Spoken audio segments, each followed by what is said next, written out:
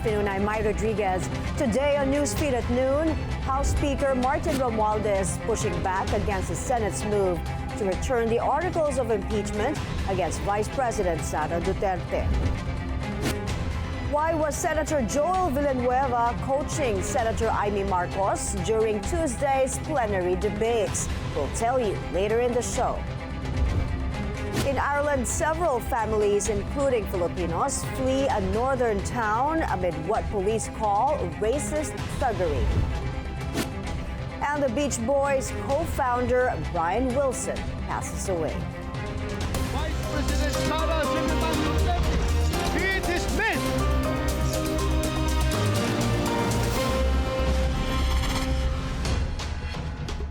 Deeply concerning. That's how House Speaker Martin Romualdez describes the Senate's move to return the articles of impeachment against Vice President Sara Duterte. On the last day of session of the 19th Congress, the lower chamber formally pushed back against the Senate's decision, insisting the impeachment was constitutional. Joan Manalo reports. The House of Representatives has formally deferred the acceptance of the articles of impeachment remanded by the Senate in the case against the Vice President Sara Duterte. The motion was carried shortly after the House adopted Resolution number 2346, certifying that the impeachment proceedings initiated on February 5, 2025, fully complied with the Article 11, Section 3, Paragraph 5 of the 1987 Constitution. This resolution also clarified the circumstances surrounding the filing of the initial 3 impeachment complaints. During the final session day of the 19th Congress, House Deputy Majority Leader Ino D. V moved to defer the acceptance of the remanded articles. With no objections, Deputy Speaker Roberto Puno ruled the motion carried. The resolution emphasized that the verified impeachment complaint, endorsed by more than one-third of the House members, was sufficient in form and substance upon filing, formally initiating the proceedings without need for referral to the Committee on Justice. It also addressed questions on the timing and sequence of the multiple complaints, affirming that all was filed according to constitutional and legal requirements. As the third regular session of the 19th Congress adjourned, House Speaker Martin Romualdez said the Senate Impeachment Court's decision to remand the articles of impeachment is deeply concerning. Also today, I rise, not in defiance, but with resolve, guided by duty, grounded in principle. The decision of the Senate, sitting as an impeachment court, to return the articles of impeachment is deeply concerning. Romualdez further stressed that the House acted not out of haste, but with deliberate care. We followed the law, we honored our mandate, and above all, we stood for what the Filipino people deserve. The House of Representatives formally adjourned sine die at 10:12 p.m. on Tuesday, marking the end of the third regular session of the 19th Congress. The 20th Congress is set to convene on July 28. The same day, President Ferdinand Marcos Jr. is expected to deliver his 4th State of the Nation address. Joan Manalo, Billionario News Channel. Senator Joel Villanueva has addressed the viral video showing him seemingly coaching Senator Imee Marcos during a Senate plenary session. In the clip, Villanueva is seen telling Marcos to approach the podium and raise a point of order. This while Senator Risa Ontiveros motioned to take the oath as senator judges for the impeachment trial of VP Sara. Villanueva explained Marcos simply asked whether a live motion was being made, and he replied yes. That's why a point of order can be made. Villanueva clarified such exchanges are common on the Senate floor. The senator also dismissed claims of bias, saying the video was taken out of context and was being used maliciously. He stressed he would have done the same even if it involved a member of the minority. A former Supreme Court Associate Justice sees the value of the Senate Impeachment Court's decision remanding the impeachment case to the House of Representatives. On Billionaire News Channel's On Point, Adolfo Ascuna says he does not see the move as unconstitutional, but rather a way to allow the impeachment complaint to smoothly cross over to the next Congress. The choice is really for the House to continue to prosecute, but the House should realize that there is no time to do the prosecution under the 19th Congress. Ascuna also thinks it would be best if the same set of judges would start and finish the trial. It should really be a continuous membership that should tackle the trial. In other words, the trial should start with the Senate of the 20th Congress. Meantime, Ascuna does not see any problem with the House seeking to clarify matters from the impeachment court. I think they have the right to do that because they feel that there is some ambiguity in the resolution of the Senate Impeachment Court, which required them to do two things. One is to state or certify that the articles is the only one initiated by the House within a period of 1 year in compliance with the provision of the Constitution, which prohibits initiating an impeachment course or impeachment proceedings against one person for more than once a year. The other thing is to attest that they are willing to prosecute the case in the 20th Congress. Tensions flared in the Senate as lawmakers stood their ground during debates, and until the very end, emotions ran high in the chamber. This report from Hannity. Senators can be fierce debaters, but last night they were just colleagues sharing goodbyes. It was a night of jokes and raw emotions as 6 outgoing senators delivered the valedictory speeches in the last session day of the 19th Congress. But it wasn't all tears. There were light moments too. It was a sana-all moment for Senator Nancy Binay when Senator J.V. Ejercito introduced his brother, Senator Jinggoy Estrada, before his final speech. Her remark drew laughter. Binay has long been estranged from her sister, outgoing Makati Mayor Abby Binay. She turned to Senator Imee Marcos and asked if she felt the same. Imee quickly fired back, referring to her own publicized rift with her brother, President Bongbong Marcos. Outgoing Senator Cynthia Villar then looked back on her 2 terms. In this chamber, you fondly call me Mama Bear, a simple moniker, but one I took to heart. To be Mama Bear meant being firstly protective, genuinely caring, and always dependable. She leaves the Senate, but her family stays. Daughter Camille Villar joins the Senate next, alongside brother Senator Mark Villar. Senator Grace Poe thanked voters for her 2 terms. Before the session, she visited the Senate media and even had an afternoon jam.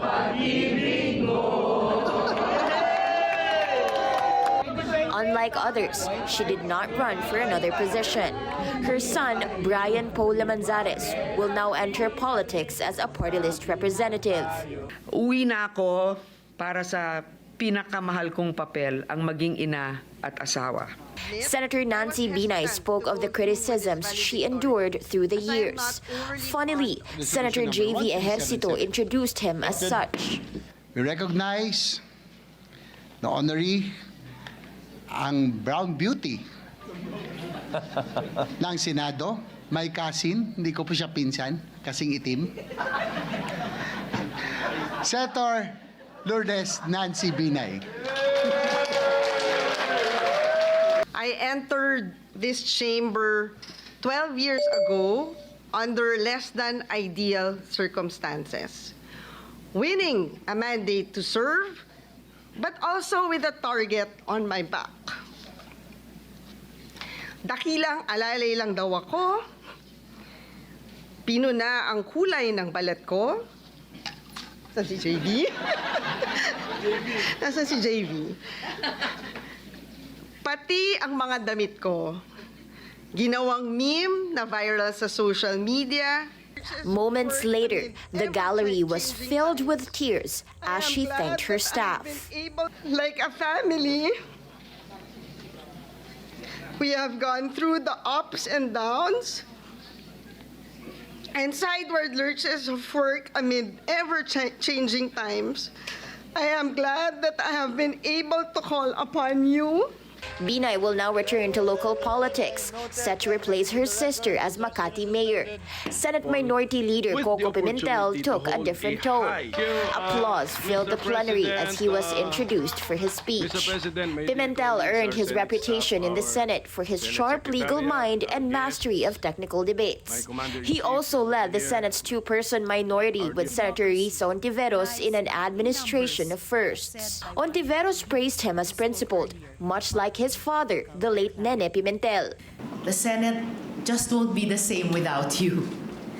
But I have no doubt that wherever your road next leads, you will continue to be a servant of the people. Pimentel had been a vocal figure, especially about the impeachment of Vice President Sara Duterte in the last months of his term.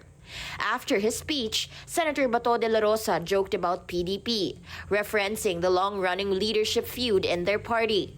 Senators Bong Revilla and Francis Tolentino also shared their final remarks after losing in the midterm elections.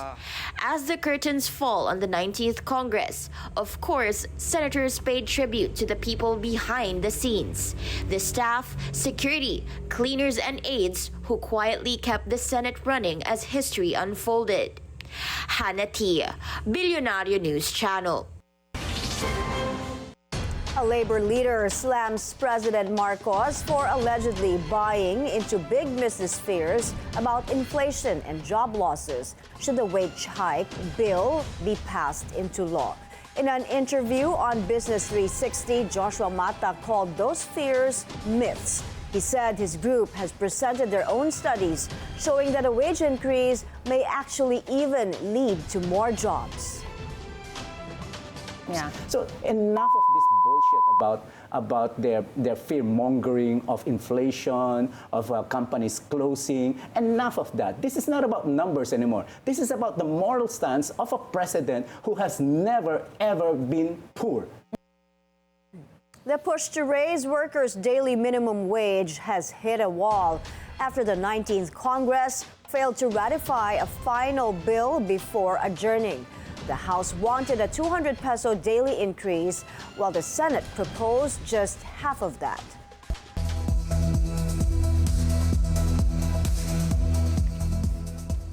In Ireland, the northern town of Ballymena on edge. It has been hit by a third night of anti-immigration riots, sparked by the arrest of two Romanian boys accused of sexual assault on a local teenage girl.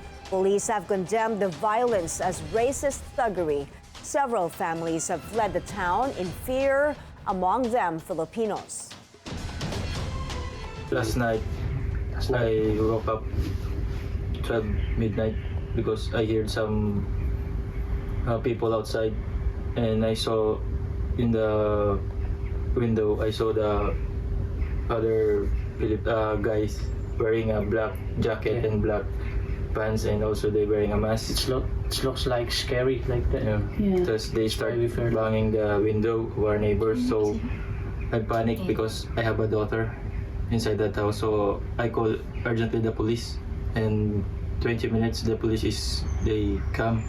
So the protests they started pushing out, and then before they push the car that our car is, they smash the window and start to blow up. On to the riots in Los Angeles, where at least two protesters will now face criminal charges for allegedly throwing firebombs at police. Officials say the two could face 10 years in federal prison if found guilty. The charges come as law enforcers brace for more anti-Trump protests in Los Angeles and in other cities like Chicago, Atlanta, and Washington, D.C. This is just the two cases we have been able to charge now. We are looking at hundreds of people. We have video, we have FBI collecting video, we are collecting body cam, we're collecting social media, we're collecting everything. And we're going to take our time, we're going to identify people. They think the mask is saving them, it's not saving them. We're going to identify them and we will bring charges. If you took part in these riots and were looking to cause trouble, we will come looking for you.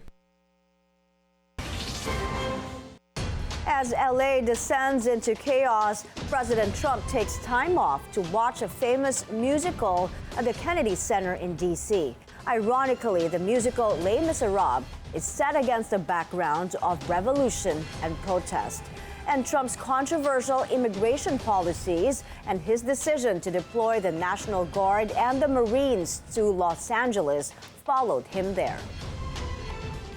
Protesters spread down to 16 cities across the U.S. Well, I don't know. That's what you're saying. Do I believe you? I don't think so. Well, I got the... I can tell you that what we have is a situation in Los Angeles that was caused by gross incompetence. They didn't have the police to handle it. The police were asking us to come in. They were very late. We had to go in to save a lot of ICE officers, as you know, who were held up. They were holed up in a building, and they were being attacked. And the military went in, the National Guard went in and got them. The police weren't able, unfortunately, to move fast enough, but we moved fast enough. And while we were there, we stayed there, and we stopped tremendous destruction and death. We're taking a break. Up ahead, BTS V shows off his post-military dance moves. That and more when Newsfeed at Noon returns.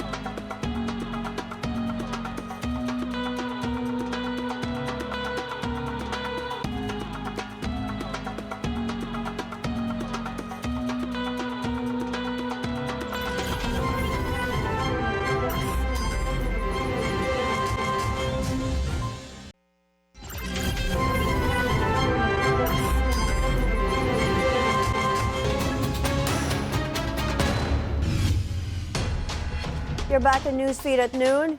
Criticisms are welcome in the administration. President Bongbong Marcos made that remark as he led the Independence Day celebrations at the Quirino Grandstand. Our Mojo Ivy Reyes is there. She joins us now live for this story. Ivy, go ahead. Mai, pomp, pageantry, and a strong message from the president highlighted the 127th Independence Day celebration here at the Quirino Grandstand. It was a parade with lots of subliminal messages. A Filipina garb in the national Filipiniana costume with waves of the ocean, signifying the Philippines' continuing fight for sovereignty in the West Philippine Sea. The National Historical Commission of the Philippines says it is the symbol of the Filipinos' grit and that we as a people never back down. A brief rundown of Philippine history through a parade of creative floats highlighted all the revolutions before we fought our way to freedom from colonial rulers. But from past past fights, it shifted to fighting words as the president spoke, saying that criticism is welcome in his government. And like our heroes who dissented against power, we now hold the right and responsibility to rise up and question when there is a need to. These words came a couple of days after the Senate remanded the impeachment complaint against Vice President Sara Duterte to the lower house. According to President Marcos, Filipinos should be wary of those whose interests do not align with public good, and that when something is in the wrong, one should always stand his ground. But according to some groups who are set to stage their protest rally later in the day, this year's Independence Day commemoration should be about comeuppance because the government owes big time to its people. Later this afternoon, the Metropolitan Theater will hold the Ang Tanghalan at Ang Kalayaan. And by 6 in the evening, the palace will open for the President's Von d'Honneur. As of now, that's the latest here from Intramuros. Mai. Thank you, Ivy Reyes, reporting live from the Quirino Grandstand. Do not surrender the country's freedom to traitors. That call from Vice President Sara Duterte as she joins the nation in commemorating Independence Day. In a video statement, she also urged Filipinos to honor the sacrifices of our heroes and stand guard against threats to the country's integrity. Let us build together a Philippines where diversity is recognized not as incidental but essential to our national character, where human dignity needs no justification, where the courage to face adversity is honored as the highest expression of Filipino resilience. Maligayang Pride Month sa inyong lahat. Ang lahat ng ginagawa natin ay para sa Diyos, sa bayan at sa bawat pamilyang Pilipino. Syukran. The VP is currently in Kuala Lumpur, Malaysia, to attend an Independence Day celebration. Job fairs are being held nationwide this Independence Day. For details, Andrea Salve joins us on the line from the SM Mall of Asia. Andrea, go ahead. Mai, this year's Kalayaan Job Fair brings exciting opportunities with over 50,000 job vacancies from various sectors.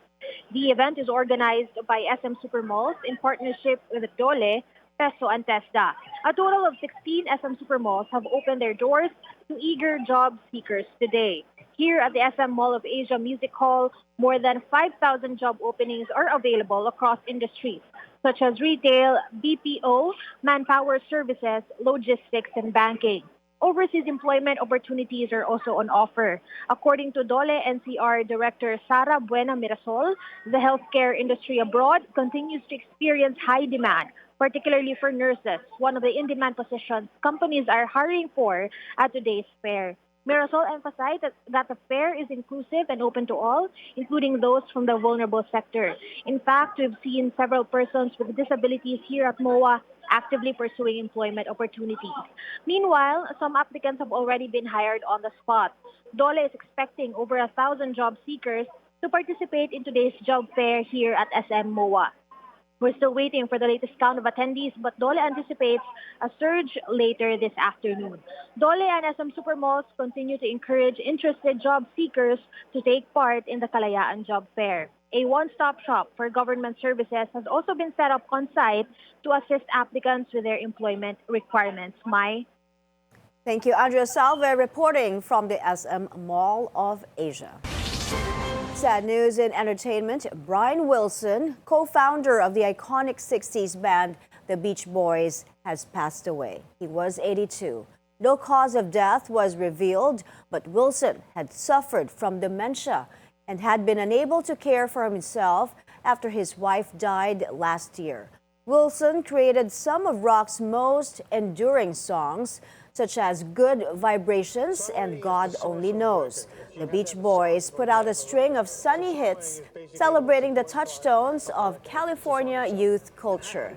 But what made the songs special were the ethereal harmonies that Wilson arranged and would become the band's lasting trademark. I think Brian was the most talented musician in pop music of the 20th century, if we had to pick one. I'm not sure there's even competition for that, as much as we all love the Beatles, people like that. just in terms of being innately gifted. Not as a lyricist, certainly not as a raconteur. He was not a particularly verbal person, even in his best periods. But the sophistication of that music, I mean, a year or two ago, they put out a Dolby Atmos version of the Pet Sounds album, which is widely considered one of the greatest albums of all time. So he could do the simple and, you know, the most complex music in the world. And there was nobody on his level in pop music. And before we go, BTS V or Kim Tae-young wasted no time getting back in the groove after his mandatory military service. Choreographer Lee Jung-lee posted this video dancing in a studio. They're sporting plain tees and camouflage pants. This comes just a day after V and RM were released from their military enlistment. 6 of the 7 BTS members have now completed their service. Suga is also expected to finish. Those are the news this hour. I'm Mai Rodriguez. Stay with the Billionaire News Channel. Good afternoon.